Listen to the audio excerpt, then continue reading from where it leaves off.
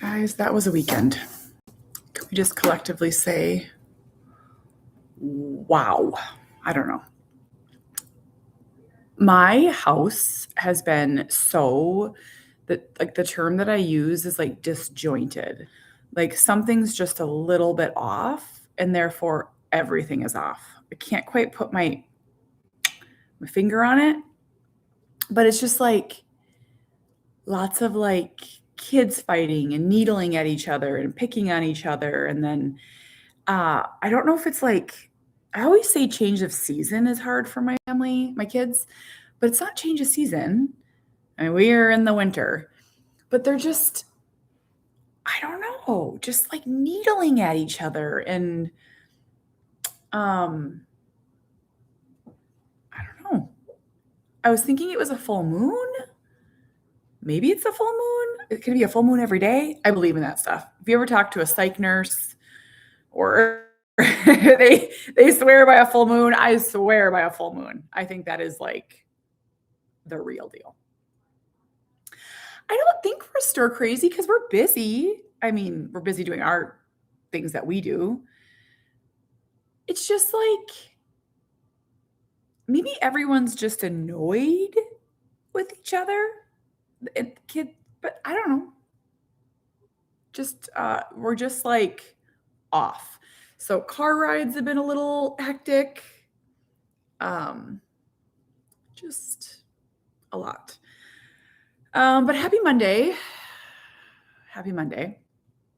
Everyone is where they need to be. I'm a little nervous for Coops.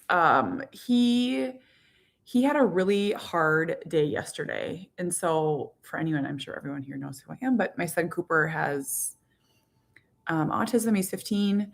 And it was just, we had a bad day yesterday. He had a bad day. And I always get nervous about what to share and what not to share. And just because I think it's hard when you vulnerably talk about the hardest thing that you ever experienced. And then, meaning navigating this life with autism. And then someone's like, you suck. It's like, oh, boo. I always thought, I really, really thought that this is going to sound so stupid as I say it out loud, but I thought that autism would get easier as we got older. And what I didn't realize is that there's so many layers of it. There's education, there's social, there's emotional, there's navigating the world, independence, just, so many different layers. And some parts have gotten a lot easier, which is awesome. But the parts that haven't feel bigger, feel larger. And I'm working on my third book, and it's going to be something like a guide for caregivers. We'll see what it morphs into. And I'm talking about this thin veil of control. And, there's this shift that happens, and it's really subtle when your person gets bigger than you and stronger than you and louder. And I always say that people are really kind to 2 and 3-year-olds and 4-year-olds and even 5-year-olds who are appearing to be naughty or dysregulated, or it's like, oh, they're 3, or, oh, that's a tough day for a kindergartner. There's this grace that's sort of written into the world. And then when they're bigger, that grace is gone. And when we're in the community, it's really, really kind of an all hands on deck to help Coops be successful. And I always say I feel like I'm under the microscope when I'm in the community. I have this big person who's essentially the same height as me. I'm assuming most of the world can tell something's going on. I mean, it's very clear that he's nonverbal. It's very clear. I mean, I always say Cooper's disability is invisible until it's not. I mean, there's something going on, and I think after a second, people can realize. But like, here's like an example. This is just a really, really minor example. So we were walking, I took our kids snow tubing yesterday, and we were walking out of the building. And there was this woman standing, and Cooper, he has like zero spatial awareness. So it's very normal for him. Like if I'm walking from point A to point B and there is people in the middle or a pole or a hole, Cooper will often just walk straight through. I don't know why. It's a spatial awareness thing, I guess. He sees no problem with like walking down the middle of the hallway and people having to separate, or if he's walking up behind people, he might try to walk through them. So I always say I'm his navigator. So I'm like right there, and I'm like, whoop, whoop, whoop, whoop, like moving him because he's, 5'6". You got to watch where you're going, bud. And we're not really making any progress there.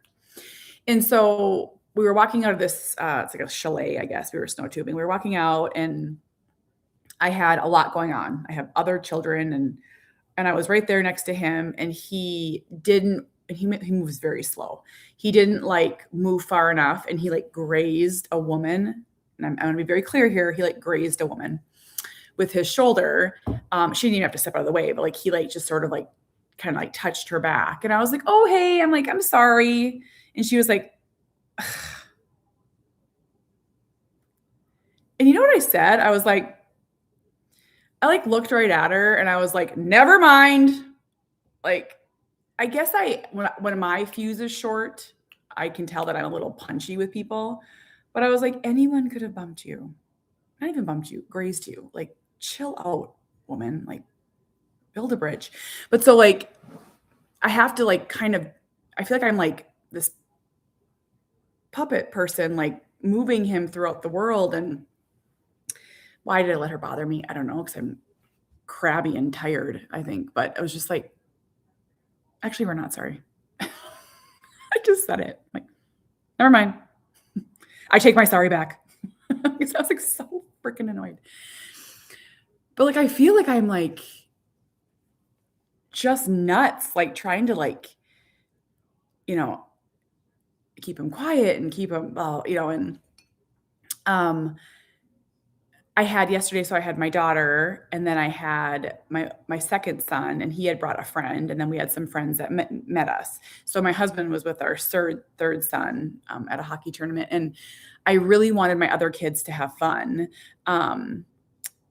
I really wanted them to have fun. And so I knew that like my responsibility was to keep Cooper happy and fed and there, essentially. And I had my friend come because I knew she'd help me if I had to like, Michelle, 100%, 100%.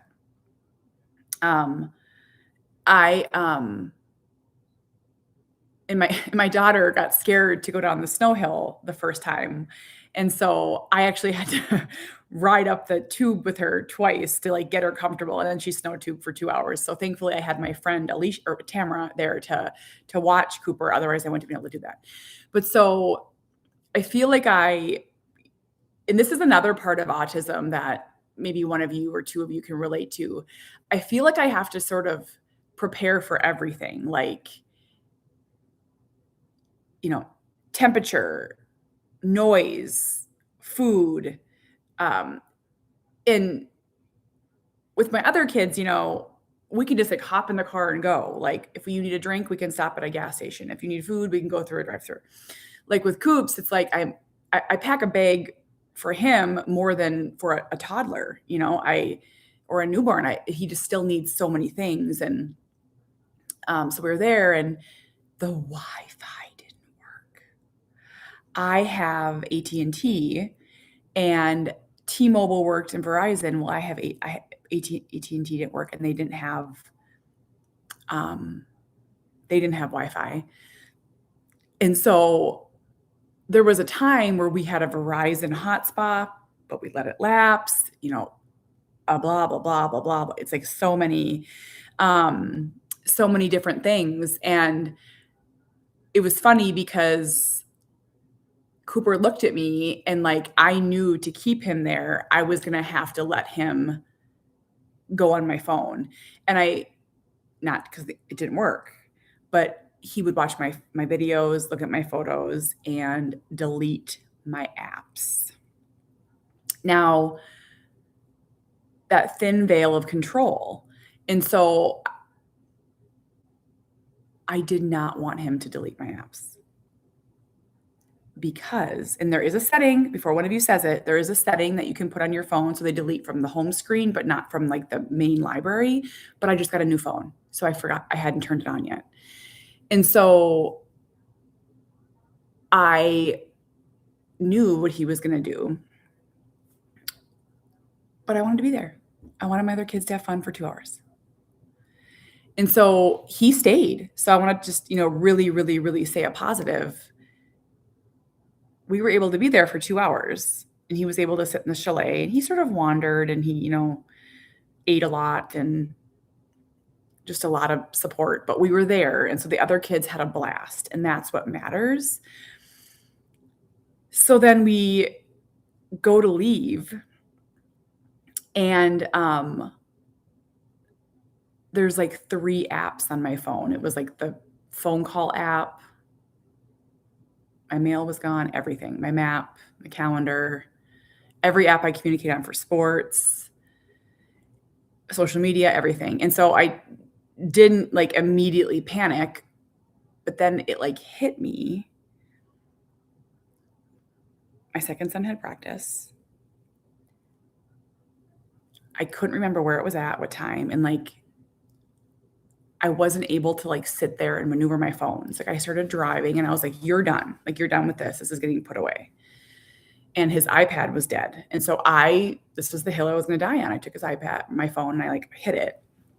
And we just had a really hard drive. And I'm like, not going to get into the details, but if you live this life, we had a very, very hard, unsafe drive. And I just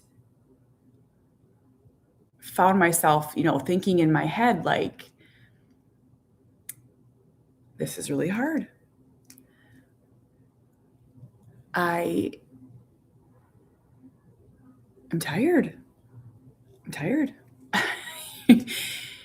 We dropped Sawyer's friend off, and then we got home and I got some things put back on. I had to log into everything, every app, every download, everything. And it took a long time. And then I realized they had moved practice up, and I knew there was no way. Well, I figured there was no way I could get Cooper back in the car to go to practice. And I feel like I asked for so much help, and I just cried. Yeah, I just sat there and I was like, autism is so hard. I share all these beautiful parts, and I want to advocate, but part of advocacy is sharing the life of the caregiver. And there are just times where I just feel so helpless, and I just, I always call it the secret world of autism. It is like, we live this almost unimaginable life sometimes that I think that people have no idea. They look at us and they're like, you guys are so happy. And, and so the other day I got called a helicopter mom by this woman, and it really just set me off, because and a helicopter mom is someone, or helicopter parent, like is someone who like is overly involved in their child's life. They often equate it to like helping their child get straight A's, or like, it's kind of like this cutesy slam on a parent, like whether it's true or not. But parenting severe autism is so far from helicopter parenting. I mean, I would give an arm to be a helicopter parent. Like, it's stopping him from grabbing the steering wheel and throwing things out the window and putting screws in his mouth and running his head through a window. And when he got really mad at me, he, attempted to rip his fingernails off, and he has successfully done that. So I was like, oh my God. And Sawyer's like, Mom, I don't want him to rip his fingernail off. It'll bleed so bad. And I was like, I know. I'm pulling over. Um, and so this woman was like, essentially like, if you would just like tell him no, if you would just stop correcting him, he would stop the behaviors. Just if you believe one thing for me, just if you believe one thing for me. Parenting severe autism is sometimes parenting in a war zone, except you're keeping the other side alive. And you're keeping yourself alive, and you're keeping your other kids alive, and you're keeping your house from being damaged, and you're keeping strangers. It's like, and I think parents do it with this smile on their face and the love of a parent because that's what matters.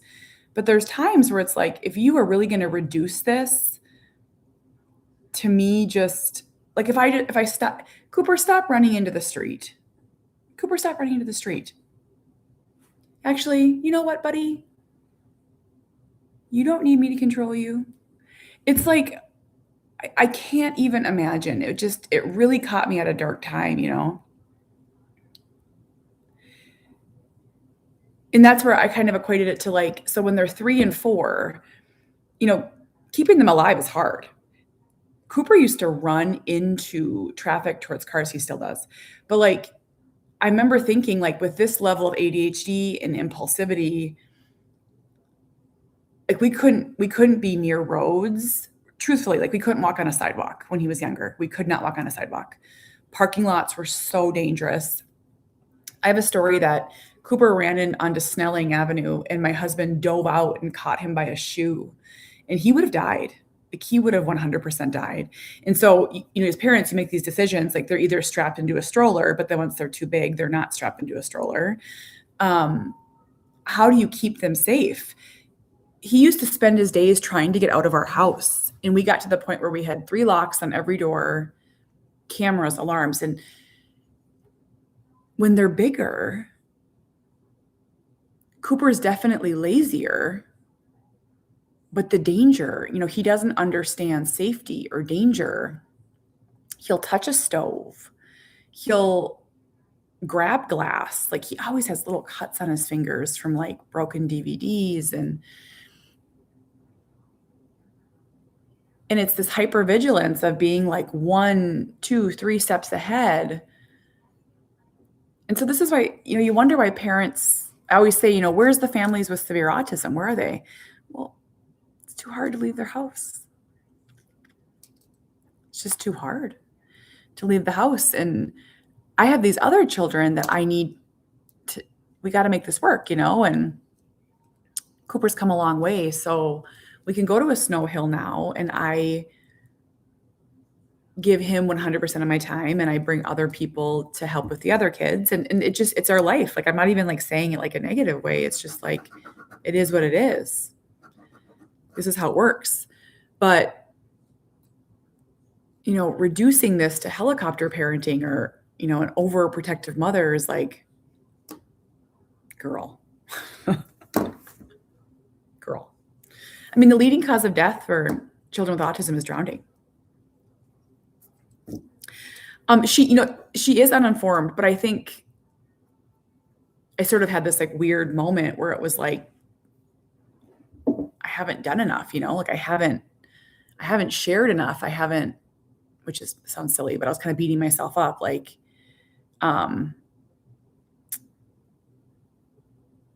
people really think that like severe autism can be managed with like either ignoring the behavior or telling them no. Like, good grief. So yesterday was a really hard day, and so I'm hoping he does okay at school today. I'm really hoping. Sometimes a bad day can lead to another bad day. I let his school know, and we'll, kind of waiting to hear. He only goes till noon today, so fingers crossed. What else is kind of going on? I'm working on my third book.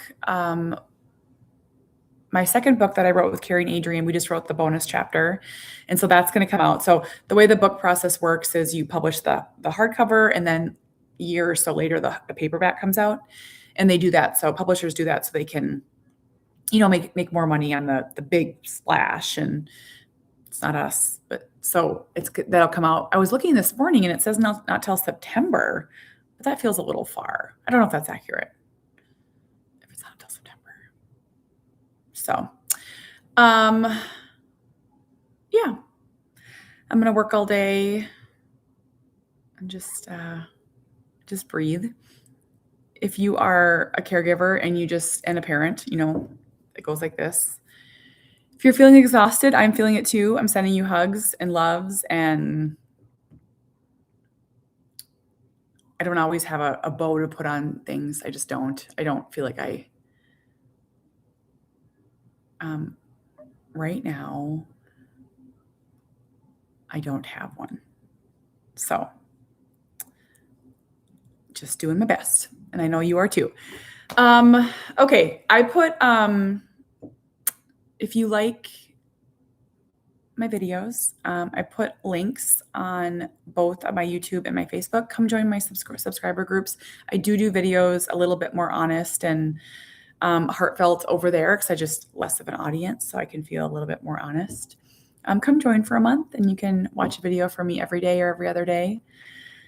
It's nice. My supporter group has saved me. It's just a place for me to share. So come join. YouTube, I might not have put the link, but you just go click on member on my page. So, okay. I hope you guys all have a great day. It's so nice to see y'all.